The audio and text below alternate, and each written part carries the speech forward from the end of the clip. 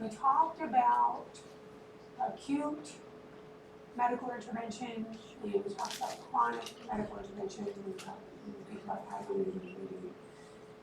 If medical intervention fails for chronic, then we have to think about some surgical options, especially when we have underlying structural abnormalities. So when we think about our structural diseases, diagnoses that can cause abdominal bleeding, if they use that acronym PALM, or for our non-structural, we're going to use COIN.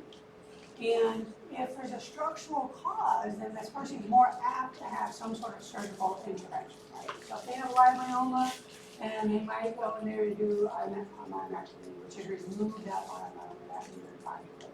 If they have a polyp that's causing persistent bleeding, then people will remove that polyp. And then ultimately, if it's adenomyosis, and it's failed medical management, then we're thinking of more a hysterectomy for this patient. If they fail medical management, okay, then they might have to do what we call hysteroscopy. So hysteroscopy is they're going with a little scope, and they're looking inside the uterus, and then they can do a DNC that's associated with dilation of peritonitis. If childbearing is complete, then they may talk to the patient about endometrial ablation. So they're going to go inside the lining of the uterus, and you know what ablating is? You see a big fireball in there, with fire, and they try to get rid of all of the vasculature, reduce the vasculature from not bleeding. And then again, hysterectomy. Hysterectomy is radical. It's really kind of the last choice, especially nowadays. So I remember, you know, if you maybe not your parents, maybe your grandparents, because you guys are all too young, but you ask them about who got hysterectomies. I mean, people were always getting hysterectomies in their 20s, 30 or 40 years ago. There was nothing for people to get hysterectomies. Like, oh, you don't want to have babies anymore? We'll just do a hysterectomy. Oh, you had a little bit of bleed? Oh, we'll just do a hysterectomy. So it's happening all the time. But nowadays, that is certainly not the case. We're probably the complete opposite nowadays, where people probably should get hysterectomies because they're bleeding to the point that they're severely anemic, requiring blood transfusions. So I saw a patient not that long ago that she was, I don't know, late 40s probably, and she was just bleeding. She had just been in the hospital for a couple of days getting multiple blood transfusions for continued vascular bleeding. And I saw her because she was having chest pain and shortness of breath, and she was fatigued, and she's like, I just had all these transfusions, and I just feel like I'm still very, very anemic. Ultimately, she ended up having a pulmonary embolism because she had not really been able to get out of bed for the last couple of weeks because she's bleeding so much. Every time she stands up, she just loses a ton of blood, right? So now she has significant abdominal bleeding. They already have an IUD in place, right? That was placed a couple weeks prior. Now she has a pulmonary embolism. Got to be treated for that, right? With what? A blood thinner, right? So, you know, it was a very frustrating situation for this lady. She's like, I just want a hysterectomy. And they would not do it. And the main reason why they won't do it, or they wouldn't do it, and at least is what they say, is because they're trying to determine the exact cause of the abdominal bleeding. Because if you take out a uterus, you don't know the cause, and ultimately it could be cancer. You're not prepared for that surgery, right? So they could do a hysterectomy. They send it off to biopsy. If it's cancer, well, crap. Now I got to go back in, take lymph nodes. Maybe I got to do a oophorectomy. So they try to determine before they decide on the surgical intervention what is the exact cause. But now this lady has to go home on an antifibrillary or on a blood thinner for her PE, which is really going to make them bleed, unfortunately. So it gets frustrating as providers dealing with these patients. It's also super frustrating for patients, but they're not going to take these patients in for a hysterectomy. It's considered a radical approach, not first line.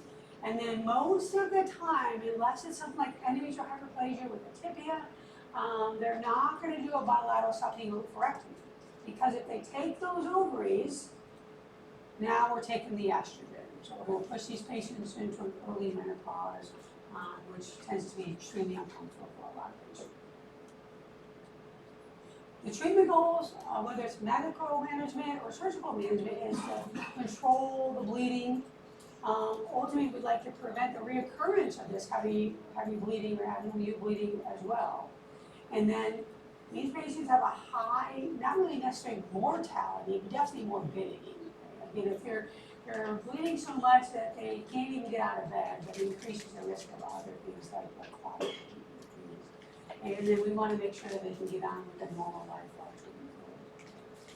If you're seeing somebody, you're coming in chronic anemia from chronic abnormal uterine bleeding, it's been going on for 6 months or more, there's nothing wrong with treating them. You can do that. Put them on iron. What do we know about iron? What's the problem with iron? Constipation. Give them something for that. Okay? Give them, doctor say sodium or something for the constipation. Tell them they're going to be constipated. You can put them on a prenatal vitamin. That has iron in it. It's still going to have constipation. You can do an iron gummy. Still going to cause constipation. What else does it cause? Darkening of the stool. Darkening of the stool. So remind them that it's going to look like your stools are really dark or almost black. If you're not having abdominal discomfort, then nobody's deceiving. That's not unusual with the iron. But put them on a supplementation. A lot of times what happens, you'll see the lab, you're like, oh yeah, it's totally due to your abdominal uterine bleeding, but you don't do anything about it. Then what are we doing? We went and manage these patients, and you can do that primary care. Once we put them on medication, let's recheck them. Let's have them come back in a month or two. Come back so we can do a reevaluation, see how you're doing. They're probably going to be on medications for their abdominal bleeding anyway, so recheck them. You want to take ownership of your patients as much as possible. Just like you like to see the same person all the time. We don't get to see that much in the military setting, but on the outside, if someone can't see their primary, they get really upset about it. Like, oh no, I need to see that person because they know me. Sometimes this bleeding is going to get worse before it gets better. We've got to talk to our patients about it. We've got to counsel your patients. I understand you're frustrated. I got it. I think this will work for you, but it's not going to work today or tomorrow or even in the next couple of weeks. You've got to have patience and understand that usually it's a 1 to 3 month process to get this bleeding under control. And that's no matter what medication we use, whether we use it, oral medications, transdermal patch, intrauterine devices, whatever. But we know immunogestrant is going to be our primary for the majority of these causes for abdominal uterine bleeding. All right, so that is it for our abdominal uterine bleeding. Again, don't forget your structural and non-structural causes. Don't forget how to manage acute and what does acute and stable look like, and what does acute and not stable look like. If you have someone that's tachycardic hypotense and you're like, go home and come back in 2 days, that's the management that's probably not a good management. Right? So these people need labs, potentially need admitted to the hospital. All right, let's go on with endometriosis. So endometriosis, a couple review questions. A 49-year-old comes in, abdominal uterine bleeding for 8 months. What might be a structural cause? Leiomyoma, also known as a uterine fibroid. Leiomyoma. Chlamydia is going to be an N, and albuterol is your ABO. C, von Willebrand is going to be your C and your coin, right? And endometriosis will be E. So leiomyoma. 47-year-old comes in, chronic recurrent menstrual bleeding for 6 months. She says now the symptoms are getting so bad they're affecting her ability to perform routine activities. Most effective initial management for her symptoms. IUD. Okay? The monogestrant IUD is going to be the most effective. Yes, can you give hydroxyprogesterone acetate or Depo-Provera injection? You can. You certainly can. It's not that it won't work. It's just not the most effective. Okay? Progesterone-only contraceptives. A lot of those, again, can work, but remember, those patients have to take it at pretty much the same time, every time of day, and a lot of patients can't do that. TXA, transexamic acid, that's good for a supplement, so we can add it too, especially during those times of the menstrual cycle. If they say, I really have a tremendous amount of bleeding during my cycle, you can add it to anti-inflammatories, combined oral contraceptives during your cycle. And then CEE, also known as Premarin. When do we use that? Acute. Like these guys are bleeding really bad, they're probably not looking great, they're tachycardic. If we're gonna give them IV estrogens, okay, or even oral estrogens like that, these guys are probably having acute bleeding. It's not really for chronic bleeding. Endometriosis, super common. Okay? About 10% or 1.9 million a year reproductive age. Typically, we're going to diagnose this between the age of 25 and 35. Again, you're going to see this frequently, but problems that you're going to run into is you're going to miss it. You're going to miss it because it's not going to be your differential. And I probably have seen this, I've probably seen it 50 times. I probably caught it 5. Right? So these patients come in with kind of nondescript symptoms. I'm having some dysmenorrhea, maybe a little bit of increase in bleeding. Maybe they're infertile, but they haven't really mentioned infertility. So their symptoms are not slap you in the face and you're like, oh, I definitely know that's not a red, hot, swollen leg. You're like, I know that's a DVT, right? That's not how they present. And so oftentimes it takes about 10 years of a person coming to see a provider on a routine basis before this is actually diagnosed. 10 years. And what happens is, with these endometrial cells that are supposed to be inside the lining of the uterus, they get outside the lining of the uterus. Most of the time, we're going to see this in the pelvic organs. It can surround the ovaries, okay? It can surround the uterus, it can be between the uterus and the rectum. Okay? It can also go outside of those areas, around the bladder, around the diaphragm. Dr. Casimir actually was working with someone not too long ago that saw a patient with chest pain and shortness of breath. And they had, and I've seen this as well, they had endometrial lesions up in their pleural cavity, up by their lungs. Okay, so it gets out into the body and it's endometrial tissue. So these guys are going to present with cyclic pain. I'm fine most of the time, but then usually a week or so after one, I'm having chest pain or I'm having abdominal pain, increase in pelvic pain, because it's endometrial tissue that is outside of the endometrium. A lot of times these patients are infertile, especially if those endometrial lesions are surrounding the ovaries. Now that's going to change the normal function of those ovaries. We're not going to have that increase in estrogen enough to push these patients into ovulation, so their primary complaint may be infertility. Main complaints, dysmenorrhea, dyspareunia, so dyspareunia is painful intercourse, dysphagia, which is painful bowel movements, depending on where these endometrial lesions are located. Okay. Common sites, we talk about the pelvic cavity, okay, but again, I have seen this coming out of people's skin. I saw a lady that had a laparoscopy done, and then ultimately she had endometrial lesions that were in her belly by her laparoscopy. So you want to make sure that we have high index suspicion for anybody that comes in with infertility or chronic pelvic pain. This definitely needs to be on your differential. And when you go to say, I doubt this endometriosis, make sure you're thinking about all the ways that these patients might present.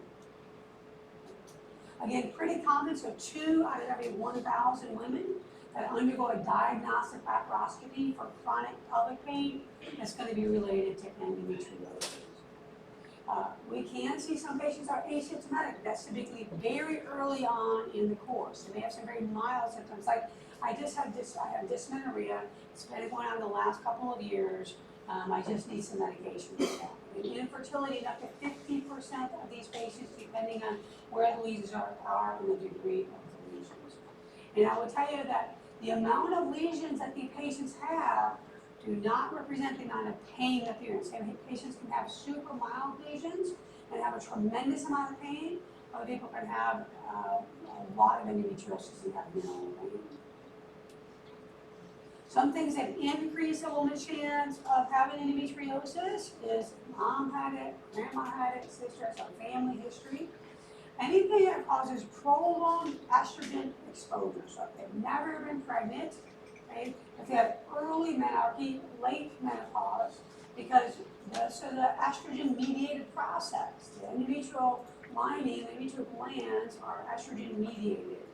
And There's some thought about people that are very thin seem to have a higher incidence of endometriosis.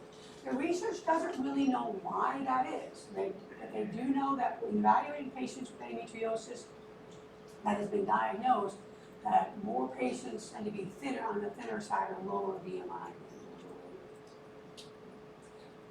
Not sure of the exact pathophysiology. The main thought is this retrograde menstruation, that's Sampson's theory. And we have some bleeding that comes out, but the thought is that there's bleeding in the endometrial cells that come out and goes through the fallopian tubes and then get out into the pelvic cavity. The problem is that 90% of women have retrograde menses. It happens in the majority of women. And not 90% of women have endometriosis. So again, we don't really know the pathophys, that's just the main theory. There's something called Mullerian dysplasia theory. And that proposes that these stimuli to cells that are present in the peritoneal cavity that originate from the Mullerian ducts, they actually may induce developing endometrial cells.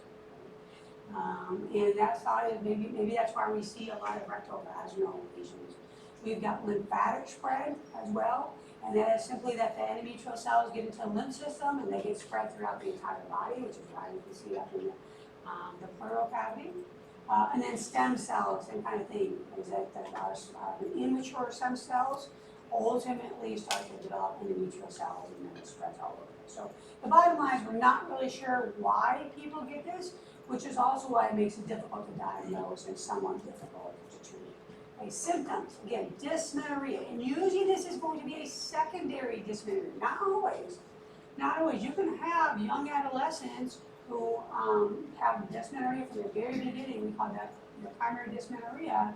You can have that in those young patients, and so if you have someone that's coming in, you're seeing adolescents, and they're complaining of dysmenorrhea from the very beginning, this needs to be on your differential. But usually we think of this as a secondary dysmenorrhea. Pain will start about 24 to 48 hours prior to the onset of the menstrual cycle. And again, if this is secondary dysmenorrhea, or normally we prescribe NSAIDs for dysmenorrhea, we can still do that, but they don't seem to be quite as effective as they do for primary dysmenorrhea. Dyspareunia, where are those lesions located? If they're rectovaginal lesions, they can cause dyspareunia or dyschezia. So painful intercourse or painful bowel movement. If they're around the uterosacral ligaments or the posterior cul-de-sac. If you think about the posterior cul-de-sac, so you got the cervix here, you got your fornices on the right and left, and then underneath that cervix is going to be your posterior cul-de-sac, and then the anterior is going to be the top. The patient can have infertility, and then chronic pelvic pain. We like to think this as the D's. So dysmenorrhea, dyspareunia, dyschezia, infertility, and then chronic pelvic pain to help you remember. These patients may have intramental spotting that's associated with this. And of course, early on, they may be asymptomatic, but they may be coming to see you for is just something like infertility. Been trying to have a baby for the last year, but it hasn't worked, and then you work them up, and there's no other cause. So that may be your reason to refer them. Women that come in, they're oftentimes their presenting sign or symptom is going to be pelvic pain. So anytime you're seeing someone with pelvic pain, you want to consider doing a pelvic exam to include a bimanual exam. If they have endometriosis, we may actually feel something in the adnexal, or the patient may complain of pain, but on physical exam, you don't necessarily feel anything. Sometimes they'll have what's called endometrioma. Endometrioma is specifically associated with endometriosis. That's called a chocolate cyst. And it's chocolate because dry blood is in these cysts. And that is, if they have that, that's kind of pathognomonic that they do have endometriosis. That's usually pretty significant endometriosis to have endometriosis. They may have some uterosacral ligament tenderness. So that's going to be on the adnexal, on the side, and in the posterior.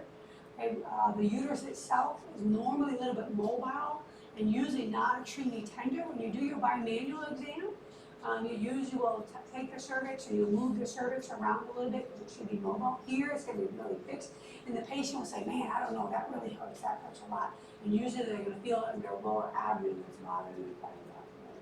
And then rectovaginal septal nodules you may see or may feel. and then again, posterior fornix symptoms on your bimanual exam. So we want to make sure we get a good history and physical exam, not only patient history, but family history as well. Do you have a family history of anybody that complained of pelvic pain or chronic pelvic pain that they had to see their provider about? On physical exam, we do that bimanual exam, we do that pelvic exam, and then labs. And really the labs are probably not going to lead us to believe that this patient has endometriosis, but it's going to help us rule out other causes of chronic pelvic pain. And we want to make sure they don't have chlamydia or an STI. There's a lot of times these women will have chlamydia for a year or two before they ever get diagnosed. And that chlamydia will ultimately cause scarring of the fallopian tubes, and those patients may present with infertility as well. CBC, certainly an HCG, urinalysis, vaginal cultures, especially if we notice any discharge in there. Not only can you do a swab, if you can do cultures on these patients as well.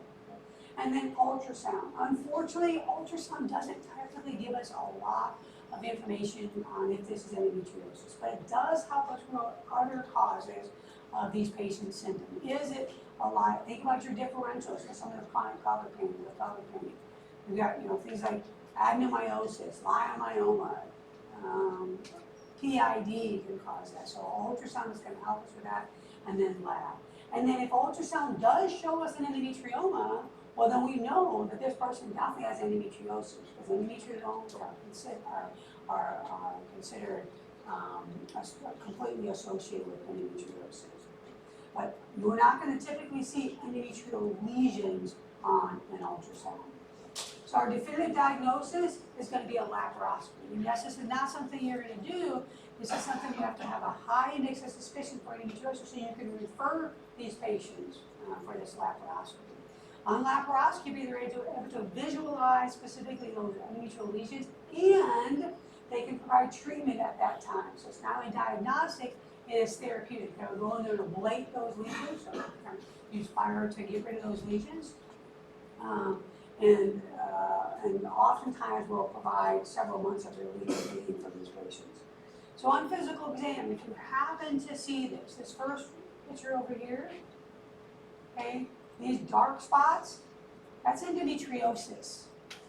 Okay, so this right here is your cervix, cervical os. You got lesions on your cervix, and this is your posterior fornix, and you've got lesions in your posterior fornix. So make sure you get really good at doing pelvic exams. When you're looking, we're not just looking for the cervix, we're looking at the vaginal wall, and we're looking on the sides of the cervix and underneath the cervix as well. These other two pictures are laparoscopy, and again, these dark lesions here, here, all of those are evidence of endometriosis. The other thing we see, this is a uterosacral ligament. And this is usually really, really smooth.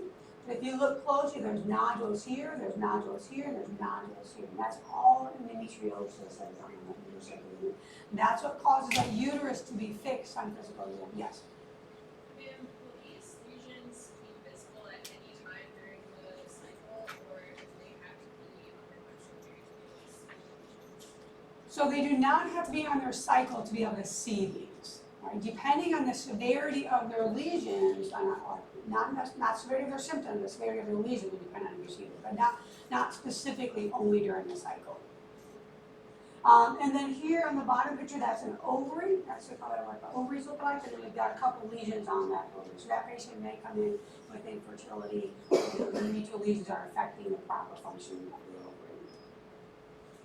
Our treatment options really depends on the patient's complaint, on their symptom severity, the location of the lesion, what is their goal for treatment, what is their plan for future fertility. Okay, but we do have medical options, and that's usually where we're going to start at. If someone's not responding to medical, then certainly surgery might be an option for them.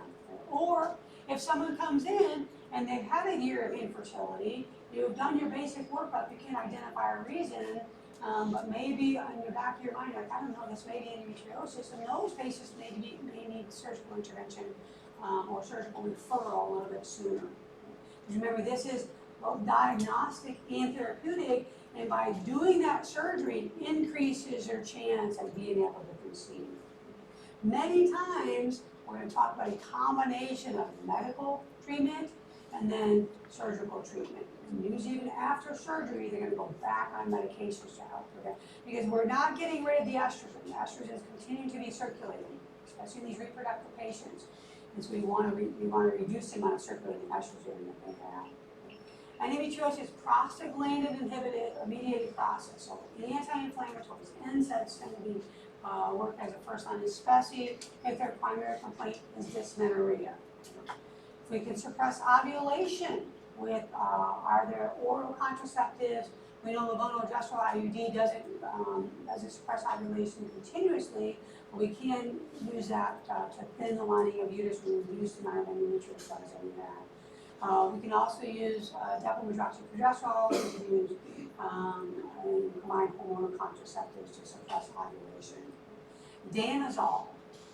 So danazol is an androgen analog. It will ultimately inhibit FSH and LH, which affects ovulation, and that can decrease estrogen and progesterone levels, and that may happen. We don't use danazol a tremendous amount anymore because it's a lot of side effects that are associated with that. So it would be unlikely, not impossible, but unlikely that you would have to use danazol.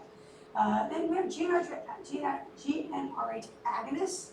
Okay, those are more often used for second line management, so not typically primary management, and that's really because the side effects that are associated with those. It puts patients into a false menopause, and that doesn't make them feel really well. And then oftentimes you think about GnRH as kind of a precursor, if you will, to surgery, and then most of the time after surgery, we'll put them on GnRH as well. Anti-inflammatories, there's a lot of different ones we can choose from, and the evidence says there's no superiority of one over another. You just got to make sure that you have the right dose of anti-inflammatory. So it's not ibuprofen 800 once a day, it's ibuprofen 800 3 times a day, that would be approximately sodium twice a day. Make sure you have the correct dose. But you're not going to be tested on all these anti-inflammatories, just know that that's one of our initial treatments for endometriosis. And if someone's on ibuprofen, the answer should not be, well, I'm going to switch them to naproxen. There's no superiority of one over another. So switching them to another anti-inflammatory and not adding any other treatment is not going to provide benefit for that patient. Both cyclic and continuous hormone contraceptives are effective, but they do think that the continuous dose appears to be a little bit more effective at reducing pelvic pain, and that's because we're keeping at a low level of estrogen. And these patients aren't continually ovulating because they're on a continuous cycle. Again, there's no specific recommendation for continuous cycle, but we do recommend that you choose something that has that low dose estrogen, so like 20 micrograms of estradiol is what's recommended. Given those higher doses, 35 to 50, all you're doing is increasing the endometrial cells that are present, because this is an estrogen-mediated process. Progestins are also effective, and so when we think about progestins, oftentimes we're still thinking about the levonorgestrel IUD. When we think about decylhydroxyprogesterone acetate, which is your Depo-Provera shot. And then we've got our first line progestins as well. And our first line progestins have a little bit of estrogen activity, so it's low enough that we can probably minimize the amount of menopausal side effects that these patients can have by reducing their estrogen, but not high enough to increase the endometrial lesions. GnRH agonists, so they work by down-regulating the HPO axis. Okay, that leads to ultimately to suppression of those estrogen levels. There's a lot of them out there. They can deliver, some are intranasal, some are injection. So it really depends on what you have, where you're going to be working. But the thought is that if we can reduce that amount of circulating estrogen with the GnRH agonist, then ultimately will reduce the chance of these lesions coming back. Again, usually we're going to use this post-surgery. Again, lots of side effects. We think about those menopausal side effects, so the low estrogenic state, hot flashes, hot flushes, sweating. These guys are typically have insomnia because they're having flashes. So we want to try to minimize those side effects, and the way that we can do that is something called ABDAC therapy. ABDAC therapy. So, patient had some sort of surgical intervention, lesions were treated, they were put on a GnRH, and once they come to see you, they're like, hey, yeah, this medicine's been working okay, and you're like, hey, I'm at 3 months in. 3 months in, they can continue on the GnRH agonist without anything. At 6 months, if they're still having benefit, we need to put them on add-back therapy. What we're trying to do is give them a little bit of estrogen or progesterone back. So that way we can minimize those hypoestrogenic side effects of the menopause. We're giving them add-back therapy of a hormone to minimize that. And then still in the literature, it recommends no longer than 12 months total for that GnRH. Okay? So we've got GnRH. You can put them on add-back therapy from the very beginning if you want. Right? If not, at a minimum, at 6 months, they need to be on add-back therapy, and then no longer than 12 months total for the GnRH agonist to be prescribed. And add-back therapy, different options. We have that norepinephrine, which is that first generation progesterone that has a little bit of estrogen. You can use conjugated estrogens as well.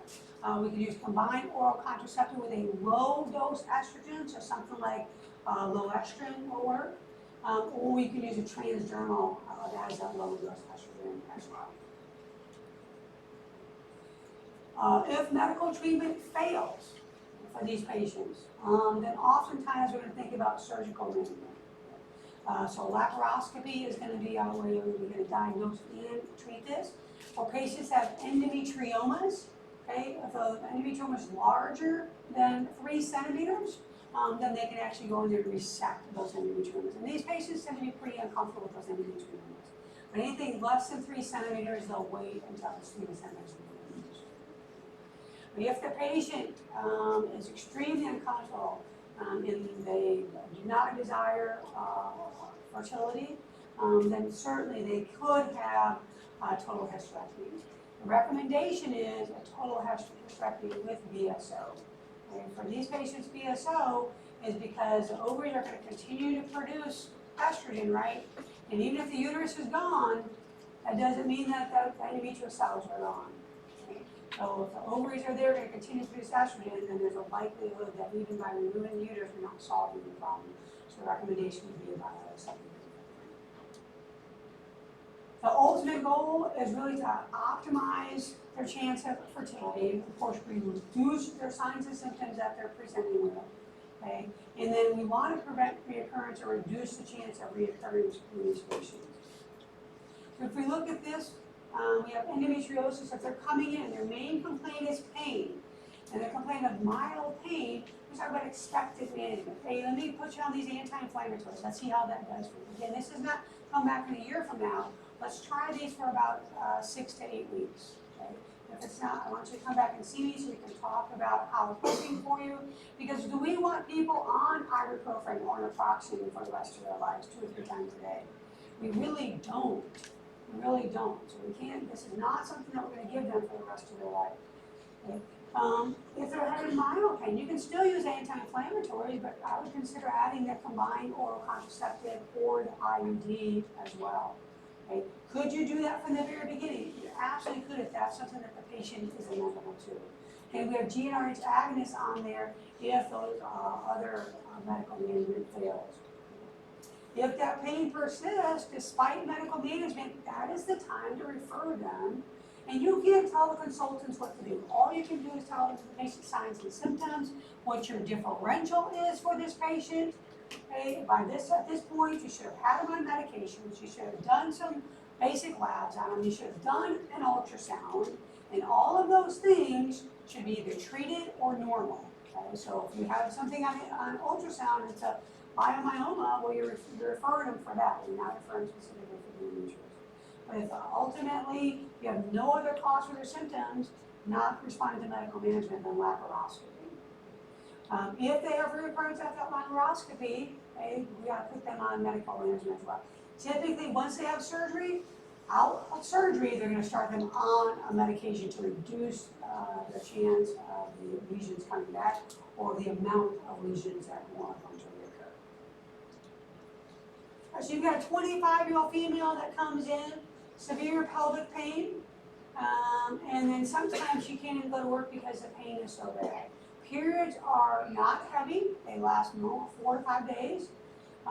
She has sexually active with one male partner, otherwise completely healthy, doesn't take any medications.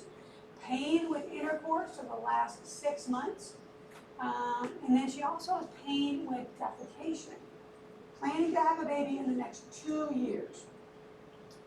On exam, she has cervical motion tenderness, no discharge. Transvaginal ultrasound is normal. So what are our differentials for this patient? Endometriosis, I assume. Anybody have adenomyosis maybe on the differential? Or painful menstrual cycles? Yeah, should be. PID? PID needs to be on there. Leiomyoma, maybe, depending on where it's at, right? That should be on there, so we got our differentials. All right, so now we've got to start ruling them out. Well, we have an ultrasound that is normal. Does that rule out adenomyosis? No. We'd like it to every time, but it doesn't. So we gotta still have that on our differential. A lot of times it'll see it, but not always. So it's still on our differential. Will it see leiomyomas? Most of the time it will. Again, maybe not all the time, really small ones, but most of the time you'll see that. So that's still kind of on there. PID, how do we rule that out? Physical exam, okay, swabs. So on physical exam, this person has cervical motion tenderness. But what they don't have is discharge. They don't have discharge. So there's criteria that we talk about for PID. They have to have adnexal tenderness or cervical motion tenderness, discharge, fever, leukocytosis. Those are criteria. So she's not really necessarily meeting those criteria, but again, we can't really rule any of these out quite yet. We can say less likely for cervical motion or for PID because no discharge, and she says, I've only had one partner, but we know about that partner, right? So we want to keep that on differential, so we can do our labs to evaluate that. Usually PID, when you see it, for the majority of patients, not all, but majority of patients, when you see the amount of discharge coming out of the cervical osseous, you're like, that's PID.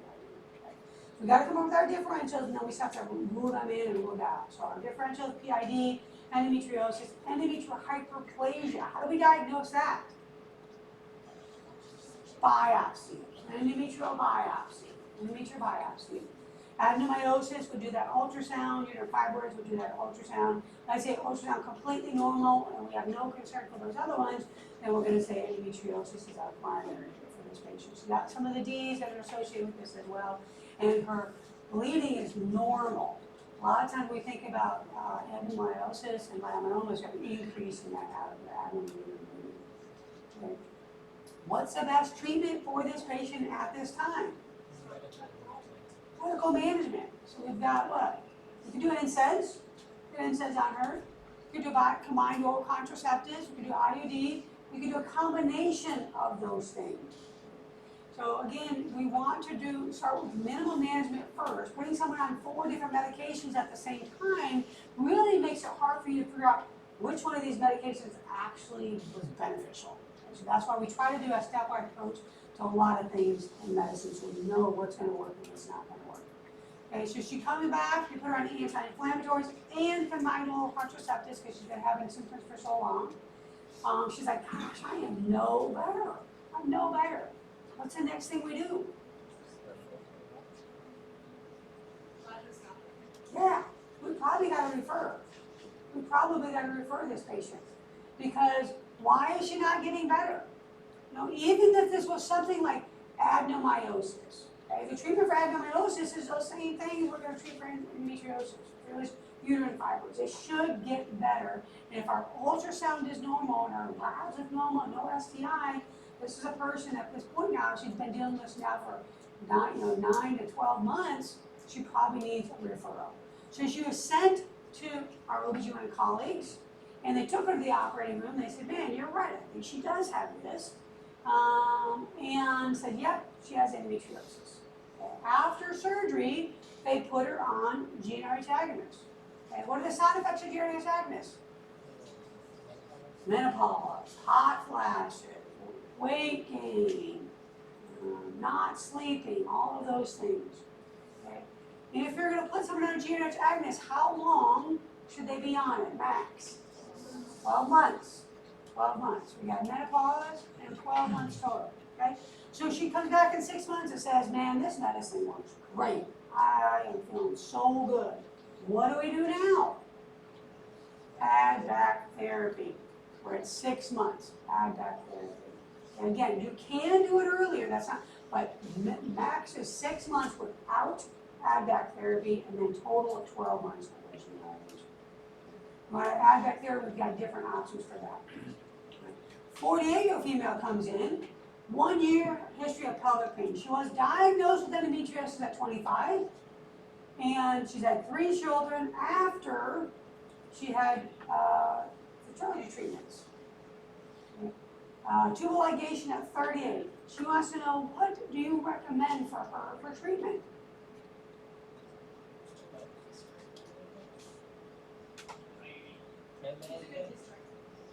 You could still do med management. I think you said in the back.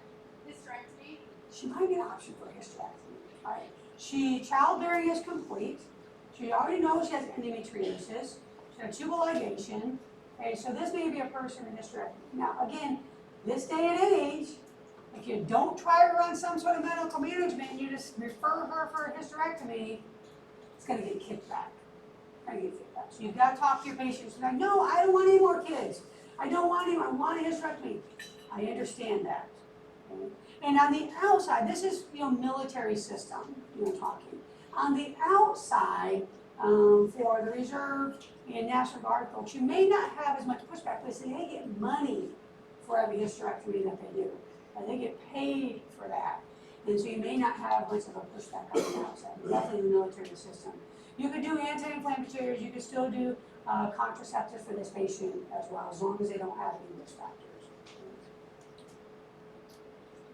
So we got to talk, remember the 3 Ds, or all the Ds: dysmenorrhea, dyschezia, dyspareunia, infertility, chronic pelvic pain. Usually it's going to start a couple of days before the menstrual cycle, and then it's going to get better within a couple of days of the menstrual cycle. And again, the amount of endometriosis this patient has doesn't necessarily correlate with their signs and symptoms. If they have severe signs and symptoms, it's normal. You've got to have a high index of suspicion for these patients. You might find something on physical exam, but the majority of times you won't. Start medications early on in these patients that are coming in with these multiple complaints. There's nothing wrong with that. And then you're going to follow up with these patients because you want to take ownership of your patients. Usually about a 3-month follow-up would be appropriate to evaluate these patients. You may not see much before, definitely not see much that first month. Usually it takes a couple months to see anything. If there's no response after 6 months or so of treatment, then that will be a time to refer to our colleagues for further evaluation, because you haven't been able to identify a specific cause and to treat these patients. Ultimately, surgery may need to treat it, and for diagnosis and for treatment. And then patients that have infertility, they do know, the studies do show that by having surgical intervention, it increases your chance of conceiving. All right, that is it. Are you gonna do another election year, or would you like to? No?